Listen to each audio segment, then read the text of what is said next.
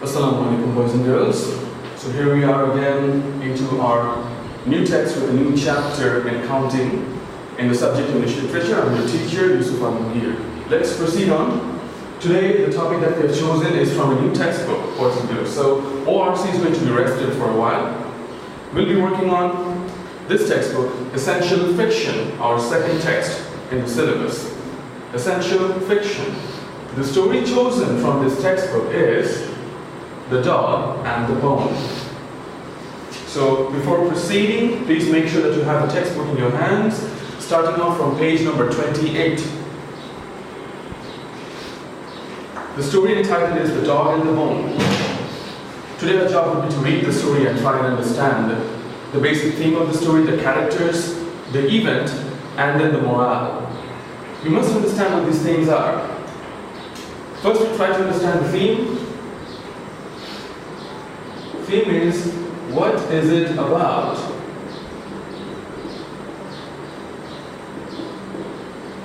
What is the story about? Then we have the characters. Characters are who plays the role. Who plays the role in the story? In this case, we'll find out that a dog is actually the character of the story. And the events, that means what happens in it.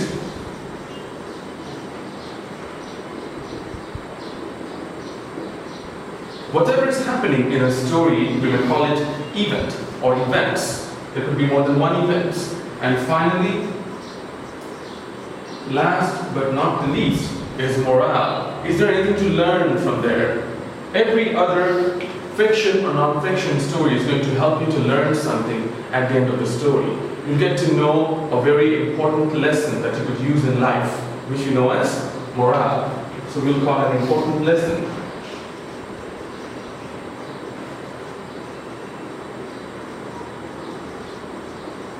Learned. So let's discuss the story and find out what happens in it. Children will have to follow me by opening page 28 as I do. The Dog and the Bone, written by, it's retold by Hewin Oram. Hewin Oram happens to be the reteller of the story, not the actual maker of the story, he's a reteller. So the story has been retold for younger students of your age, children of your age, for understanding the story better and to have a very good overview. And not to forget the most important one, morale. Let's find out these four elements from our story. Once there was a dog who thought of nothing but bones and more bones. Obviously a dog will always think about bones because they like licking and biting the bones, and sometimes they will hide them too. As soon as he finished one, he was out looking for the next. The dog, that's the character.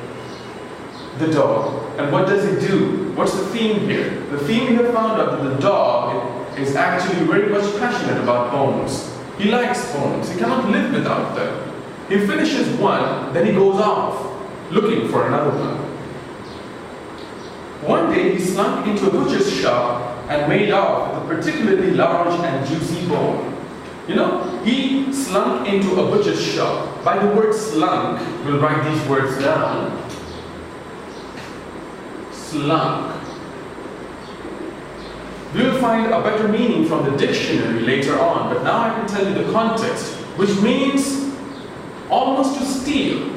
The dog would get inside unnoticed and would steal a bone and run out. That's what he did. So he slunked into a butcher's shop and made off with a particularly large and juicy bone. Particularly means something that you can see very clearly. Something which is different than the others. So what was different? A bone, a particularly large bone, he found. Ha ha, he thought as he ran down to the river to enjoy it. What a smart dog you are, dog. And what an enormous bone you have found for yourself. Enormous. Let's put down the word in here. The word is in the third passage, enormous. Which means gigantic, large or very large, very big. So he was patting his shoulders by himself. He was saying, wow, he was a very smart dog, and he managed to find an enormous bone, a very big bone. He was quite proud of himself. But then, as he passed by the river to catch his breath, he saw a dog with the bone just as big as his. Imagine the dog leaning forward and looking himself, actually, the reflection on the water of the river, and the dog thought that that was another dog, the reflection. It was another dog with another big bone, just as big as his. So he was thinking, wow, there goes another dog, and he has just the same kind of bone as I. Then, what happens? How can this be? He got really surprised. He asked himself, I get the big bones around here. I always have, and I always will. You know, the dog here, he's very, very determined, you know, and he's not very happy when he saw another dog having the same big bone just as his, and he was thinking, how can this dog have the same kind of bone as me? I'm the only guy, I'm the only dog around here who gets the big bones. Nobody else gets the big bone. I always do, and I always will. You know, his pride was hit. With that, he jumped into the river to take the bone from the dog that dared have a bone as big as his. Dare. Found another word. Dare means to have the audacity, to have the courage to do something, you know. So the dog was thinking, wow, this dog has the courage. He dares to bring another bone just as big as mine. I'm going to take his bone too.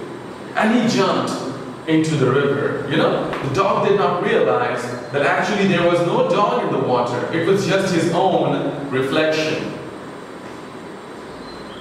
He jumped. He trashed around. You know, we found another word, trashed. Trash means to use all four legs in case of the dog. He was using all four legs of his in order to move around and to hit the other dog, which was in the water, he thought. And he tried to hit him, punch and paw him when he jumped down the water. So he was thrashing, fighting, you may say. He swam in circles. He dived under the water. We found another one. Dived. Dive means to go underneath the water. When you take your head down and you go under the water, you may call it dive. He dived, the dog did. He dived deeper. He dropped his bone. He came up for breath and he yelped. Where's that dog one? Where's the dog with the bone as big as mine gone? He was thinking, where is that dog? Where's that silly dog who had the same kind of bone as mine? Where did the dog go? I can't seem to find him. He went deeper, he swam in circles, he thrashed, and then he came out for breath because he was running out of breath. And he yelped. So, we can take another word here, if I may write down. Number 6, the word was yelped. You know, this word means to bark. It's a kind of a sound that only dogs can do, yelping. Yelping is a kind of a dog sound. It's only made by dogs. So he yelped. He was saying, where's the dog with the bone as big as mine gone? Where has he gone? Silly dog, he did not realize that the dog in the river with the bone as big as his was just a reflection of himself. Another word we have found, reflection. When the same kind of image is being drawn opposite to you, maybe in a mirror, maybe on water, or maybe in some shiny object that creates an overview, an image of yourself, which is called reflection. But we will find an easy meaning later on, of course, yes? So he was quite silly, you know, at the end, and that dog in the river with the bone, just as big as his, was gone and was nothing but just his own reflection. So from being determined to have both bones, he'd end up with neither. Which brings us to the moral of the story. So there's a moral at the end. The dog wanted to be too greedy. He wanted to have his bone as well as the other dog's bone that he thought to be another dog, which was only his reflection. So there's a morale at the end. The morale says, we talked about the morale at the end, which says an important message that you learn from the story. It says, wanting more than you need today could leave you with less tomorrow. The things that you need for today, you should be happy with what you get. If you don't, then you want more, and the greed and the lust will take everything away from you. That's what you learn from the morale here. So, it's the story, and these are the words.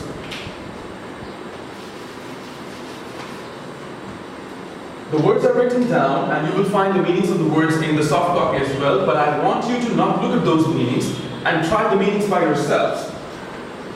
So your homework will be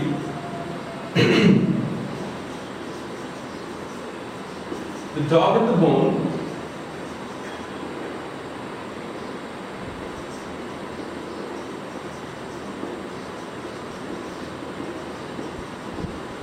write the word meanings in homework copy. Of course, you must read the story very well. You must read the story 2 or 3 times to have a better understanding. Understand the moral very good. And then go with the hard words and the meanings and write them down in the homework copy. So, I hope you have enjoyed the story, The Dog and the Bone, because it was really interesting. We'll be working on the question answers and see you in the next class. Until then, Jazakallah khair. Assalamu alaikum.